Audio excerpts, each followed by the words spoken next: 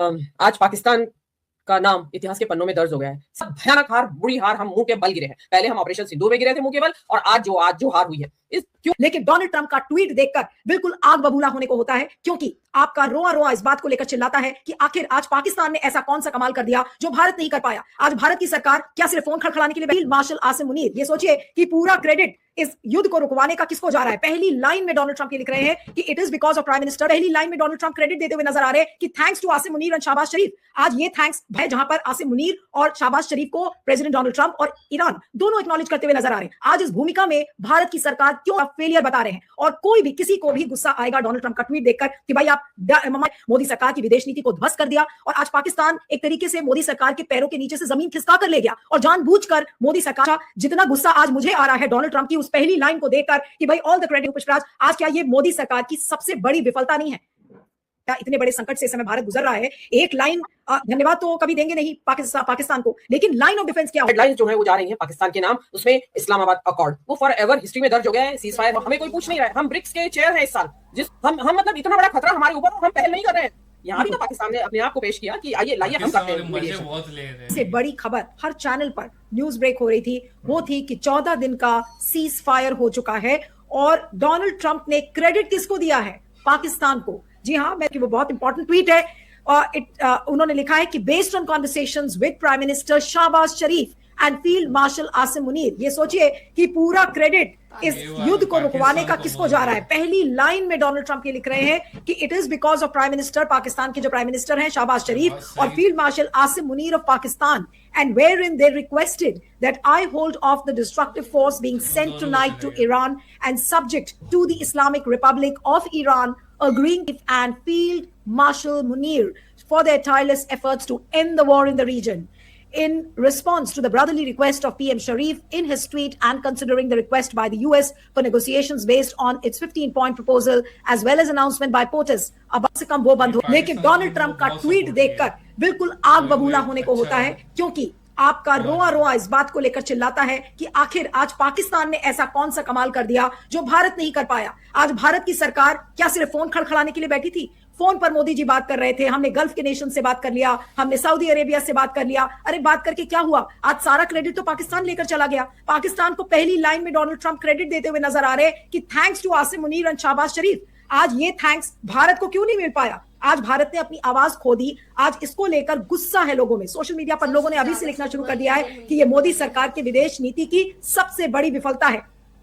जब प्रधानमंत्री मनमोहन सिंह थे तो उस समय उन्होंने आइसोलेट करके रखा हुआ था पाकिस्तान को, पूरी तरह से पाकिस्तान आइसोलेटेड था और उसको एक टेरर स्टेट के रूप में देखा जाता था। और आज मोदी जी ने पाकिस्तान को बिल्कुल कहां लाकर खड़ा कर दिया है, 7वें आसमान पर बिठा दिया है कि लीजिए पाकिस्तान से बड़ा तो कोई देश ही नहीं है। आज डोनाल्ड ट्रंप का वो ट्वीट फिर से दिखाई है जिसमें कि पहली लाइन में और जो तेहरान का स्टेटमेंट है, दोनों देश शहबाज शरीफ को और आसिम मुनीर के एफर्ट्स को एक्नॉलेज करते हुए नजर आ रहे हैं। हम नाम के लिए बैठे हैं कि भाई हम ब्रिक्स को हम चेयर करेंगे, लेकिन सारा क्रेडिट पाकिस्तान जो हमारा दुश्मन देश है वो लेकर जा रहा है। अब आखिर मोदी सरकार क्या बोलेगी? अपने लाइन ऑफ डिफेंस में क्या बोलेगी? क्या हम अभी भी यही कहेंगे very good, we are thankful for the peaceful efforts made by Pakistan? Are we going to say a big thank you to Pakistan? पहला सवाल ये है।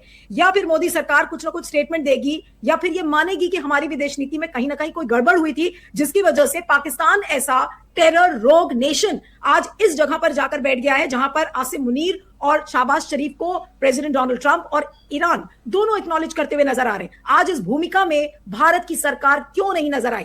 क्या मोदी सरकार को इस्तीफा नहीं दे देना चाहिए? लोग सोशल मीडिया पर ऑलरेडी लिखने लगे हैं, कांग्रेस के लोग, तमाम लोग, एक्टिविस्ट, सब हमारे विदेश नीति का फेलियर बता रहे हैं। और कोई भी किसी को भी गुस्सा आएगा डोनाल्ड ट्रंप का ट्वीट देखकर कि भाई आप my dear Donald Trump, Modi ji बार बार कहते नहीं थकते कि हमारे बड़े अच्छे मित्र हैं, हमारे स्ट्रैटेजिक रिलेशनशिप है अमेरिका से, और आज अमेरिका ने पाकिस्तान को कहां बैठा दिया है? आज मोदी सरकार को बौना बना के रखा हुआ है, मोदी सरकार की विदेश नीति को ध्वस्त कर दिया, और आज पाकिस्तान एक तरीके से मोदी सरकार के पैरों के नीचे से जमीन खिसका कर ले गया, और जानबूझकर मोदी सरकार ने ऐसा होने दिया अपने एक्शंस के जरिए, अपने नीति के जरिए। आज किसी को भी इस बात पर गुस्सा आएगा कि आज पाकिस्तान कहां जाकर बैठ गया और क्या क्रेडिट लूट कर इस समय जा रहा है, जिसको डोनाल्ड ट्रंप और ईरान दोनों एक्नॉलेज करते हुए नजर आ रहे हैं। हमारे साथ कुछ खासा जितना गुस्सा आज मुझे आ रहा है डोनाल्ड ट्रंप की उस पहली लाइन को देखकर कि भाई all the credit goes to Shehbaz Sharif and Asim Munir, क्या वो गुस्सा आज आपको भी आ रहा है? क्या ये गुस्सा जायज है? मुझे पढ़कर भी गुस्सा आ रही है कि आज ये क्रेडिट पूरा पाकिस्तान को क्यों जा रहा है। इस समय बड़ी स्टोरी है कि 14 दिन का सीज फायर हो गया, लेकिन भारत के पॉइंट ऑफ व्यू से सबसे बड़ी स्टोरी क्या है कि आज हमने जो भी इतने सालों में कमाया था, जो भी हमने एक स्टैचर गेन किया था, आज उसको हमने खो दिया है। आज हम नाम के लिए ब्रिक्स को हम चेयर करेंगे। हमने इतनी बड़ी बड़ी G20 समिट्स होल्ड कर ली, जैसा अभी पाशा सर कह रहे थे कि प्रधानमंत्री मोदी अलग अलग विदेशी दौरा करेंगे, वहां से मेडल्स लेंगे और वहां पर बड़ी बड़ी बातें करके और फिर हम आ जाएंगे। लेकिन आज हमने क्या अचीव किया? मैं पूछूं पुष्पराज, आज क्या ये मोदी सरकार की सबसे बड़ी विफलता नहीं है? पहली लाइन डोनाल्ड ट्रंप की कि भाई at the behest of Shehbaz Sharif and Asim Munir, वही चीज ईरान उसको मानता है। ईरान अपने स्टेटमेंट में भी यही चीज लिख रहा है, एक तरीके से ऑलमोस्ट धन्यवाद दे रहा है पाकिस्तान को। आज ईरान ने बहुत कुछ खोया, लेकिन आज ईरान के लिए एक राहत की खबर है। लेकिन आज भारत के लिए ये कौन सा मोमेंट है? ना भारत कुछ बोल सकता है, भारत की तो अभी लाइन ऑफ डिफेंस क्या होगी अभी ये भी नहीं समझ में आ रहा। अभी तक तो मैंने नहीं देखा, हो सकता है कि अगर आप लोगों ने देखा हो कोई लाइन ऑफ डिफेंस आया, कोई रिएक्शन आया। इतने बड़े संकट से इस समय भारत गुजर रहा है, एक लाइन धन्यवाद तो कभी देंगे नहीं पाकिस्तान को, लेकिन लाइन ऑफ डिफेंस क्या होगा? अपने आप को कैसे बचाएंगे? जयशंकर, मोदी जी के मंत्री या कोई भी जर्नलिस्ट जो सवाल करने वाला जर्नलिस्ट है, अगर आज मोदी सरकार से ये सवाल करेगा, मुझे पता नहीं कितने जर्नलिस्ट करेंगे, लेकिन आज क्या रिएक्शन होगा सरकार का? उनके लाइन ऑफ डिफेंस में क्या बोलेंगे? जी नीतू जी, देखिए आज पाकिस्तान का नाम इतिहास के पन्नों में दर्ज हो गया है। सीज फायर है, बट सीज फायर भी बड़ा मुश्किल लग रहा था और ये लग रहा था कि आज हम सुबह जब उठेंगे तो हमें ईरान जो है परमाणु युद्ध की वजह से, परमाणु हथियारों की वजह से, उनके बम गिराने की वजह से वो तहस नहस हुआ मिलेगा। लेकिन शुक्र है कि ऐसा कुछ हुआ नहीं। उसमें क्रेडिट सबसे पहले हेडलाइंस जो है वो जा रही है पाकिस्तान के नाम। उसमें इस्लामाबाद अकॉर्ड वो फॉर एवर हिस्ट्री में दर्ज हो गया है, सीज फायर है या नहीं। और सीज फायर भी ये कहते हैं जैसे हमारे हिंदुस्तान में कि चलिए घड़ी टल गई, अब घड़ी वो मौत के संदर्भ में कहा जाता है कि घड़ी टल गई तो समझिए अब जिंदा रह गए। तो सेम थिंग ईरान के साथ हुई है कि वो घड़ी टल गई 5 बजे के बाद सुबह हमारे इंडियन स्टैंडर्ड टाइम के हिसाब से, कि जहां उनके ऊपर बम गिरने का कोई ऐसा आसार बन रहे थे, न्यूक्लियर बम, वो घड़ी टल गई है। तो आप ये समझिए कि ये सीज फायर छिटपुट चलते चलते, जिसको कहते हैं ना अपनी मौत, मर जाएगा। क्यों मर जाएगा? क्योंकि सबने ईरान की ताकत को देख लिया है, ईरान के हौसले को देख लिया है कि सीमित साधनों के साथ, संसाधनों के साथ भी वो जज्बे के साथ, हौसले के साथ खड़ा रहा और एक देश, दुनिया के सबसे ताकतवर देश और आदमी को धूल चटा दी। अदरवाइज क्या औकात है ईरान की जो ये उसके ऊपर आ गए हैं सीज फायर मानने के लिए, ट्वीट करके आ रहे हैं। और वो पाकिस्तान का, रही बात आपने पाकिस्तान के संदर्भ में पूछा, तो हमारे लिए जो इस देश के जो सरकार है वर्तमान भाजपा सरकार, मोदी सरकार, उनकी कूटनीति की, विदेश नीति की बहुत भयानक हार, बुरी हार हम मुंह के बल गिरे हैं। पहले हम ऑपरेशन सिंदूर में गिरे थे मुंह के बल, और आज जो हार हुई है, क्यों हार हुई है, हम क्यों कह रहे हैं, हम दर्शकों को समझाना चाहते हैं कि हम क्यों कह रहे हैं कि भारत के लिए बड़ा शर्मसार होने का दिन है। क्यों है शर्मसार होने का दिन? कि हम दुनिया में, कहा जाता है कि हम चौथे नंबर की अर्थव्यवस्था है, और इतना बड़ा युद्ध, तीसरा विश्व युद्ध, परमाणु युद्ध के कगार पे दुनिया खड़ी है, और चौथे नंबर की अर्थव्यवस्था का कोई कहीं नामो निशान भी नहीं, कोई पूछ भी नहीं रहा है उससे कि आइए जरा आप अपने क्लाउड, अपने प्रभाव का इस्तेमाल कीजिए। वो हमें कोई पूछ नहीं रहा है। हम ब्रिक्स के चेयर हैं इस साल, जिस ब्रिक्स का ईरान भी मेंबर है, और वो रिक्वेस्ट कर रहे हैं कि साहब आप आइए, ब्रिक्स के चेयर हैं आप, एटलीस्ट एक ट्वीट लिखिए, जारी करिए कि इसका कंडेमनेशन करिए इजराइल के हमलों का। हम वो भी नहीं करते हैं।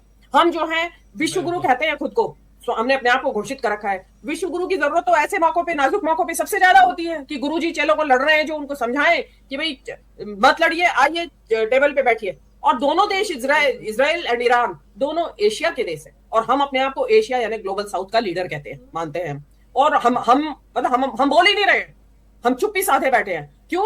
अगेन वही हमारी विदेश नीति जो है हमारी घरेलू राजनीति से संचालित होती है। घरेलू राजनीति हमारी एंटी मुस्लिम राजनीति है, तो उसमें चाहे ईरान हो या कोई और देश हो, अरब देशों के अलावा, ईरान क्योंकि मुस्लिम देश था, और यही मोदी जी को, क्योंकि 5 राज्यों के चुनाव थे, उनको लगा कि यार 5 राज्यों के चुनाव में वहां पे मुस्लिम जो है वो बहुत बड़ी संख्या में प्रभावित करने वाले हैं वहां के चुनाव नतीजों को। तो अगर मैं मुस्लिम देश के साथ खड़ा हो गया, मेरा तो बंटाढार हो जाएगा। क्या जवाब दूंगा अपनी चुनावी रैली में? और जिसने जहर उगलते वो जहर ना उगल पाते, पब्लिक पूछती। लेकिन जो अभी तक जो हमने जो अपनी जो एक पाया हुआ एक मुकाम था, हमने ये इक्वी डिस्टेंस रखी नहीं। हमारा तो फर्ज ये होना चाहिए था कि जिस दिन ये युद्ध शुरू हुआ था, दोनों से बराबर डिस्टेंस, ना हम इजराइल के साथ है, ना हम ईरान के साथ है। लेकिन जैसा अभी बताया गया कि हम तो 48 आवर्स बिफोर ये जो युद्ध शुरू हुआ, उससे पहले हम वहां हमलावर देश के यहाँ बैठे हुए थे, चाय पानी पी रहे थे, उसके हम उनकी मेहमानबाजी स्वीकार कर रहे थे। उसके मतलब आपको तो साफ साफ क्यों, और आपको ईरान ने मना कर दिया भाई, ईरान ने कैसे एक्सेप्ट कर लिया पाकिस्तान को? पाकिस्तान भले ही उनका पड़ोसी है, बताया जाता है कि जैसा कि भौगोलिक परिस्थितियां कहती है 900 किलोमीटर लंबा उनका बॉर्डर शेयर करते हैं वो लोग आपस में। और हमारे यहाँ सबसे बड़ी बात ये थी कि दुनिया की दूसरी सबसे बड़ी शिया मुस्लिम आबादी, जो कि शिया मुस्लिम आबादी पहले नंबर में ईरान में है, उसके बाद हमारे यहाँ रहती है, भारत में रहती है। आपका तो जिसका कहता है ना कि इमीडिएट पहले सुई भारत की तरफ घूमनी चाहिए थी कि भाई इनका प्रभाव भी है, मुस्लिम इनके यहाँ आबादी है और ये इनको प्रभावित करने में समर्थ हो सकते हैं। मुस्लिम नेताओं को जो सुप्रीम लीडर एटसेट्रा थे, उनके सुप्रीम लीडर की मौत हो गई, बच्चियों को 100 से ज्यादा बच्चियां बम हमले में मार दी उन्होंने, हम चुप बैठे रहे। मतलब उसकी आलोचना तो ना करते, चलिए नहीं करनी है आपको अपनी विदेश नीति के चलते, शोक तो जता सकते थे। आप क्या जहाज डुबा दिया आपके पड़ोस में, आपके पानी में, आपके टेरिटोरियल वाटर में, उसके बाद भी आप चुप बैठे रहे। तो आपको तो आपकी जो एक क्वालिफिकेशंस थी, जो कि आप क्वालिफाई कर रहे थे मीडिएटर होने के लिए, वो आपने सब गंवा दी। आप यूक्रेन पहुंच गए, तो पहुंच गए आप युद्ध का फैसला करने के लिए, और यहाँ आपके पड़ोस में ईरान से, जो ईरान में जो परमाणु युद्ध की बात हो रही थी नीलू जी, अगर ईरान में परमाणु बम छूटता तो ईरान से गुजरात का जो एरियल डिस्टेंस है वो बहुत ज्यादा नहीं है।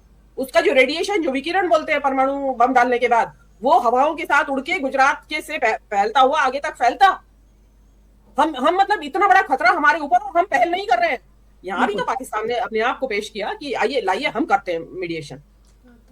और मैं तो I was the first person जिसने कि इस युद्ध के शुरू होने के एक हफ्ते बाद ही कहा था कि पाकिस्तान क्वालिफाई करता है इसमें मीडिएशन के लिए, और पाकिस्तान करेगा। और मैं बार बार कहती रही थी, अभी 21 मार्च को भी मैंने कहा था आपके ही शो में कि पाकिस्तान क्वालिफाई करता है। बहुत सारे कारण हैं जिनकी वजह से वो करता है। तो अब आप बने रहिए, अपने आप में खुश होते रहिए कि हम क्या हैं, हम क्या नहीं है। लेकिन ईरान ने न केवल ये लड़ाई जीत ली है, सीज फायर को तो छोड़ दीजिए, अब अमेरिका जो है हिम्मत नहीं करेगा। इजराइल का क्या है, वो एक दो छुटपुट करके वो चुप हो जाएंगे, क्योंकि सबको अपना रिकंस्ट्रक्शन करना है। इजराइल का जो आयरन डोम है उसकी हड्डी पसली तोड़ दी है ईरान ने अभी वो। सो गाइस, ये था वीडियो, और रियली पाकिस्तान ने तो बाजी मार दी है, और पाकिस्तान की तारीफ भी करनी चाहिए, क्योंकि देखो कोई भी वॉर रुकवाए, इससे क्या है, आम पब्लिक का ही नुकसान होता है। जैसे कि मैम ने बहुत अच्छे तरीके से बताया कि यार अगर परमाणु बम अमेरिका मारता है ईरान में, तो बहुत सारी चीजें मतलब वहां से जो उसके रेडिएशन है वो गुजरात तक के भी आते हैं। तो ये सब चीजें को देख के एक मतलब इंडियन जो गवर्नमेंट है उन्हें भी एक मतलब अपने तरफ से एक कोशिश करना चाहिए था। मतलब ये है कि इन्हें कोशिश करना चाहिए था, चीजें मतलब रुकवाने की, जंग रुकवाने की कोशिश करनी चाहिए थी, जो कि इधर से नहीं हुई। बाकी तो जंग रुक गई, इसमें अप्रिशिएट करना चाहिए पाकिस्तान को, बहुत ही अच्छा काम किया उन्होंने। तो ये था वीडियो। आप लोग क्या सोचते हो इस बारे में जरूर कमेंट बॉक्स में कमेंट करके बताना। और अगर आप इस वीडियो पे न्यू होगे तो इस वीडियो को लाइक कर देना, एंड चैनल को सब्सक्राइब करके बेल नोटिफिकेशन ऑल पे सेट कर लेना। मिलते हैं नेक्स्ट वीडियो में, तब तक के बाय, लव यू गाइस।